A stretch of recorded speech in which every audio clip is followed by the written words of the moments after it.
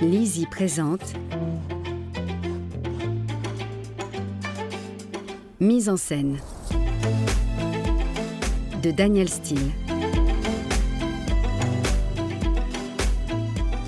Lu par Sandy Masson.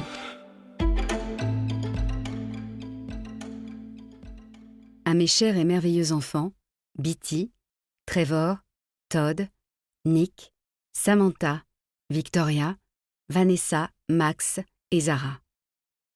Que votre vie soit pleine de nouvelles aventures, de nouveaux chapitres, de nouveaux départs, chaque chapitre surpassant le précédent.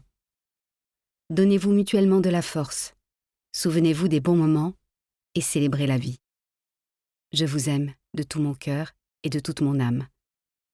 Maman, Daniel Steele. Chapitre 1. Les échos de la fête de Noël parvenaient à Kate Whittier par la porte entr'ouverte de son bureau. Concentrée sur son ordinateur, elle n'y prêtait pas attention, tout à son souci de boucler avant la coupure de fin d'année. On était vendredi après-midi, plus que 3 jours avant Noël, et la rédaction de Woman's Life magazine s'absenterait ensuite jusqu'au Nouvel An. Kate voulait finir sa rubrique avant de partir, car il lui restait beaucoup à faire jusqu'à l'arrivée dimanche matin de ses enfants, qui passeraient Noël avec elle.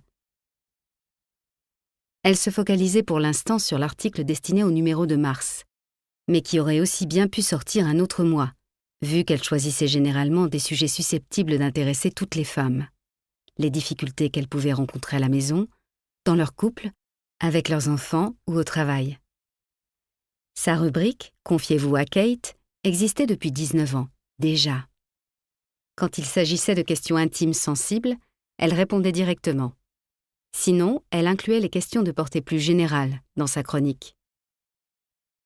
Souvent citée comme experte de la condition féminine, elle était régulièrement invitée à participer à des émissions télévisées sur toutes les grandes chaînes nationales. Titulaire d'un master de journalisme de Columbia, elle avait, au bout de quelques années, repris des études de psychologie à l'Université de New York, afin de gagner en crédibilité, ce qui s'était révélé bien utile.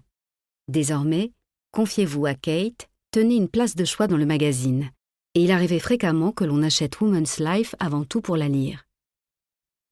Sa rubrique des petites misères, comme on l'appelait dans un premier temps en conférence de rédaction, était devenue un énorme succès et faisait maintenant référence, tout comme son auteur.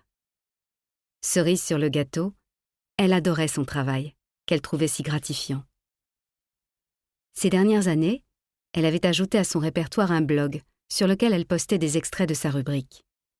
Avec des milliers de followers sur Twitter et Facebook, elle avait envisagé un temps d'écrire un ouvrage de développement personnel, mais il était resté à l'état de projet. Elle était bien consciente que les conseils qu'elle prodiguait, souvent sur des sujets délicats, auraient pu donner lieu à des poursuites judiciaires contre elle, ou le journal pour pratique illégale de la médecine. C'est pourquoi elle veillait à apporter des réponses intelligentes, rédigées avec le plus grand soin, raisonnables et sages.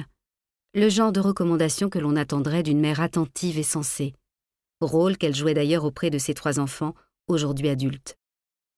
Ils étaient très jeunes quand elle avait commencé sa carrière chez Woman's Life. À l'époque, son ambition la portait davantage vers Harper's Bazaar ou Vogue, et elle avait accepté de s'occuper de la rubrique du courrier des lecteurs de Woman's Life dans l'espoir d'un poste plus glamour ailleurs. Cette rubrique lui offrait simplement le moyen de mettre un pied dans l'univers de la presse féminine. Cependant, contre toute attente, elle y avait découvert sa voix et ses points forts, et surtout, elle était tombée amoureuse de son travail. De plus, l'organisation du poste était idéale, car elle pouvait en effectuer une bonne partie à la maison. Aujourd'hui, presque tout se faisait par email. Sa présence n'étant requise au journal que pour les conférences de rédaction, et au début, le bouclage des articles. Ce fonctionnement lui avait permis de passer beaucoup de temps avec ses enfants. Par ailleurs, elle avait elle-même affronté nombre de problèmes qui lui étaient confiés. Ses fans étaient légion, et au magazine on n'avait pas tardé à se rendre compte qu'elle était pour eux une vraie mine d'or. Kate était libre de faire ce qu'elle voulait chez Woman's Life. Il se fiait à son instinct, qui ne l'avait jamais trompée. Caitlin Whittier était issue d'une vieille famille aristocratique de New York, même si elle n'en faisait pas état et n'en avait jamais tiré parti. Son éducation avait été suffisamment originale pour lui donner une certaine ouverture d'esprit, et ce, dès son plus jeune âge. Les problèmes familiaux, tout comme les vicissitudes de la nature humaine, les déceptions et les dangers dont même le sang bleu ne protège pas, rien de cela ne lui était étranger. Elle portait très bien ses 54 ans, avec ses cheveux roux et ses yeux verts. Son style vestimentaire était simple, mais bien à elle. Elle était franche et ne craignait pas d'exprimer ses opinions au risque de déplaire, et elle était toujours prête à se battre pour ses convictions. Elle alliait calme et courage, attentionnée envers son public et dévouée à ses enfants. Sa modestie cachait une grande force. En 19 ans, elle était passée au travers de plusieurs changements de direction, pour la simple raison qu'elle se concentrait sur sa rubrique et n'entrait jamais dans aucun jeu politique. Cette attitude lui avait gagné le respect. Nous espérons que vous avez apprécié cet aperçu. Pour continuer à écouter ce livre audio sur Google Play Livres, utilisez le lien dans la description de la vidéo.